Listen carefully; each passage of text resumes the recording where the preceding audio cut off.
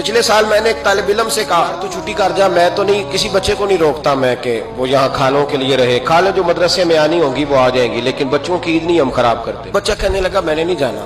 میں نے بچے سے کہا یہاں جو ہوتے ہیں، میں نے کہا اس سے پوچھو کیوں نہیں جا رہا، کوئی کرائے کا معاملہ ہے تو اس کو پیسے دے۔ بچہ میرے قریب آیا، میں نے بلایا تو میں نے کہا تو کیوں نہیں جا رہا؟ تو کہنے لگا میری امی کہتی تھی کہ مدرسے میں قربانی ہوگی۔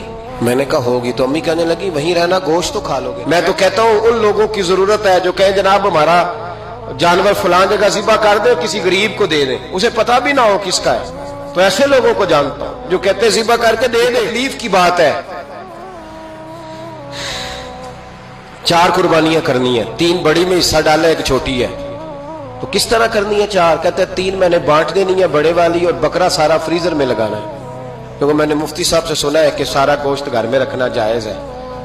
اور پھر محرم میں لوگ ٹیلی فون کر کے پوچھتے ہیں کہ حضرت جی سنا ہے محرم میں عید کا گوشت نہیں کھانا چاہیے، کیا فتویٰ ہے؟ تو میں کہتا ہوں آپ گوشت تو چلو سارا سال ہی کھا لے آپ، بے شک اگلے سال محرم تک کھائیں، منع نہیں، لیکن کیا کسی نے خبر دی تھی کہ قحط پڑ جائے گا پھر عید کے بعد دوبارہ بکرا نہیں ملے گا؟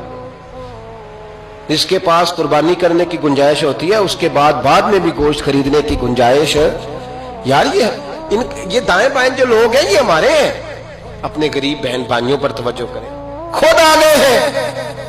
مجھے ڈر آتا ہے، آپ یقین کریں، ایک جگہ میں بیٹھا تھا تو حاجی صاحب جھڑک رہے تھے، لائن میں نہیں لگے گا اسے نہیں ملے گا، اور میرے دل میں وہ پیر وارث شاہ کا فکر آ رہا تھا کہ وارث شاہ مان کری نہ وارثاں دا، رب بے وارثا کر کے مار دائی، اور تو کیا کر لائن بناؤ، کیوں جی 4 بوٹیاں ڈال لی ہیں، ابھی آ گئے ہو، صبح ہی آ گئے ہو، اور بس کر یار بس کر، اگر اللہ نے تجھے دینے والا بنایا ہے تو گردن کا سریا ذرا تھوڑا سا نیچا کر۔